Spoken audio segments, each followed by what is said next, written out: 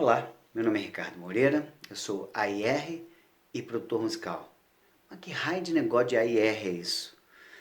AIR é o seguinte, basicamente ele é composto de duas letras, três se você preferir, mas uma é uma conjunção adversativa aditiva, se não estiver errado.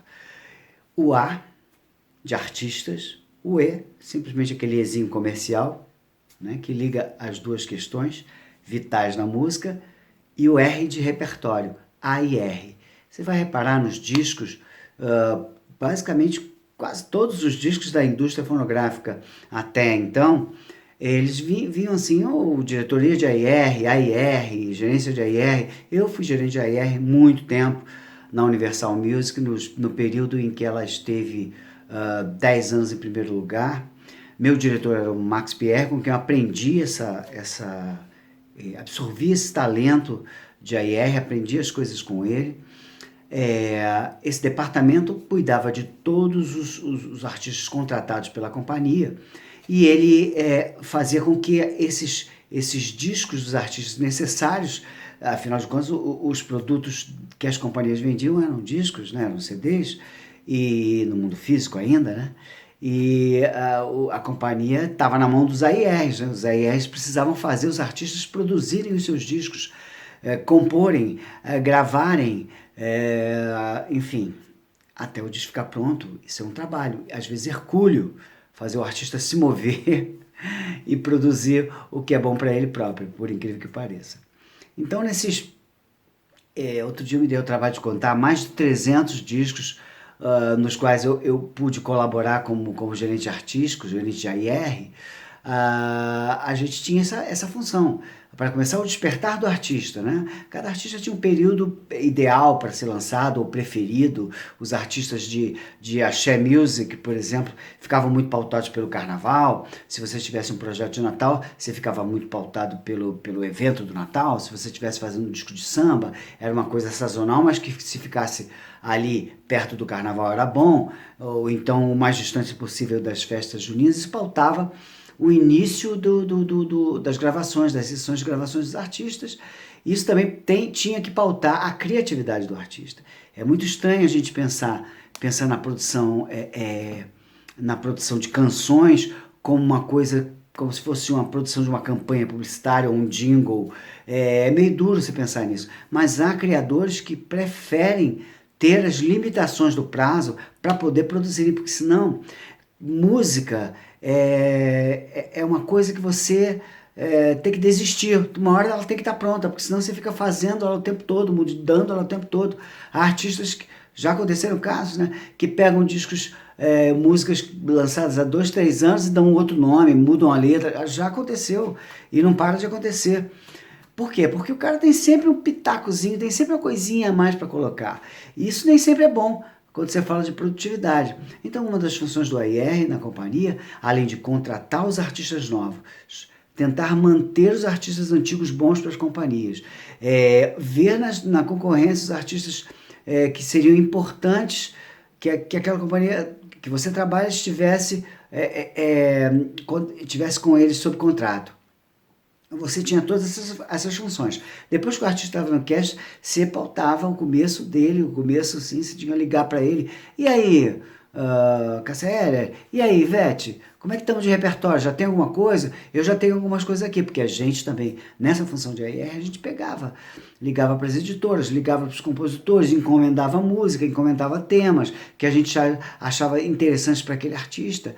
Então o AIR, ele acabou com o tempo adquirindo essa sabedoria, do psicanalista musical, aquele cara que fica atento ao artista, atento às ansiedades, atento ao que está atrapalhando o artista, a motivá-los também.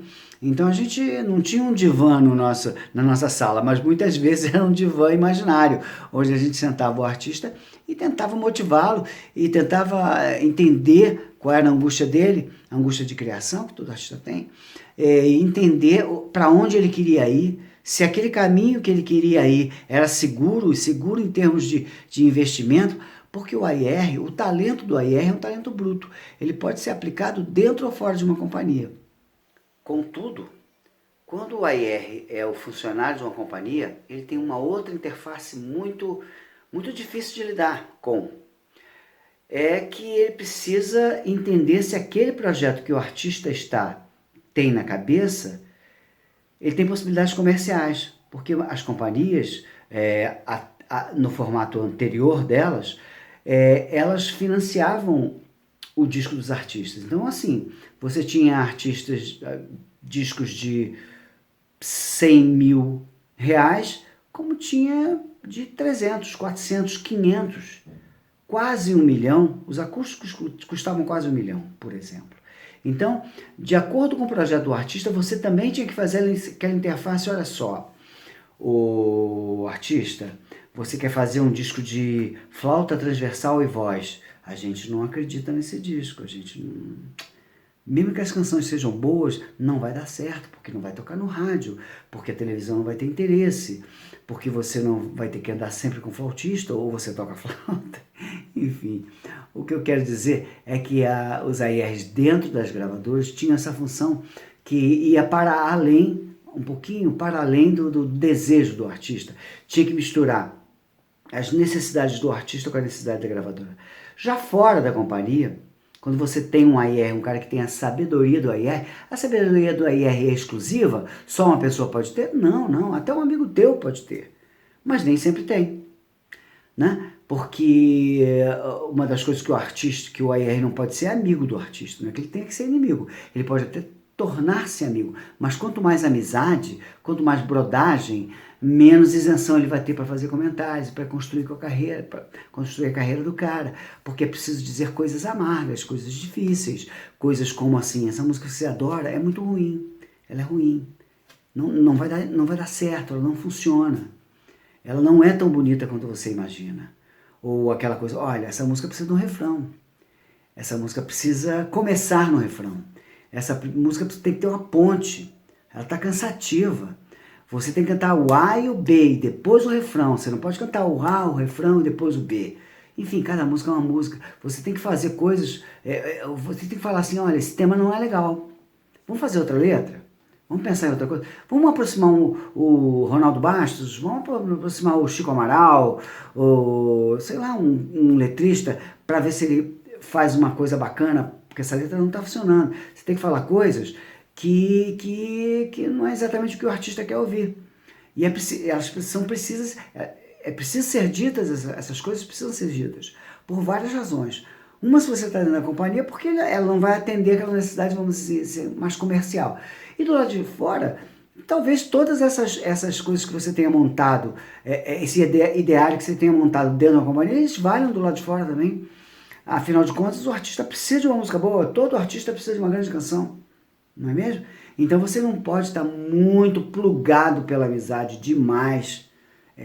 Existem produtores, amigos de artistas que fizeram grandes discos, existe, isso não é uma regra. Mas isso é uma exceção, mas a exceção, ela comprova a regra. Então é bom que você tenha sempre esse distanciamento, você, que é artista que pensa em também produzir, né? Por que eu falei isso? Porque todo AIR pode ser um produtor. Porque ele tem que entender de todo o trabalho que o produtor faz. Porque senão como é que ele vai cobrar do produtor os resultados? Aquele produtor que ele contratou para fazer o disco, ou aquele produtor que o artista pediu que ele contratasse? Como é que ele vai cobrar dele se ele não entende do que ele está falando? Né? Não entende o que ele está fazendo. Então o AIR também tem que ter esse viés de produtor, ele tem que ser capaz de produzir. Ah, mas é bom o AIR produzir? Eu já produzi disco de Sandy Júnior, Leila Pinheiro, Engenheiros do Havaí, já produzi Samba Social Clube, produzi um monte de disco.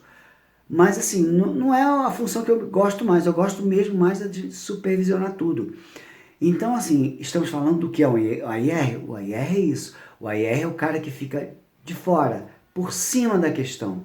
Por cima da questão, artistas, repertório, produtor, técnico, tudo. O cara tem que olhar tudo, tem que entender tudo e sempre com um sorriso nos lábios, né? Porque o artista é um ser suscetível, né? Tanto para o lado negativo quanto para o lado positivo. Então você tem que ter uma pegada emocionalmente equilibrada. Você tem que falar coisas ruins de uma maneira muito equilibrada. Eu não acredito naquele AIR, naquele produtor que é inquisidor. Isso não vai dar certo. Nunca deu nem nunca dará. Então, assim, é bom ter um AIR? É bom. Ele pode ser qualquer um? Pode. Só precisa ter talento. Talento para entender do trabalho daquele artista, até onde ele pode ir, o que ele deve gravar, como devem ser os arranjos, quais são os tons ideais, se a gente está gravando no estúdio certo, se a gente está gravando com o técnico certo, se a mixagem está boa, se a masterização ficou legal.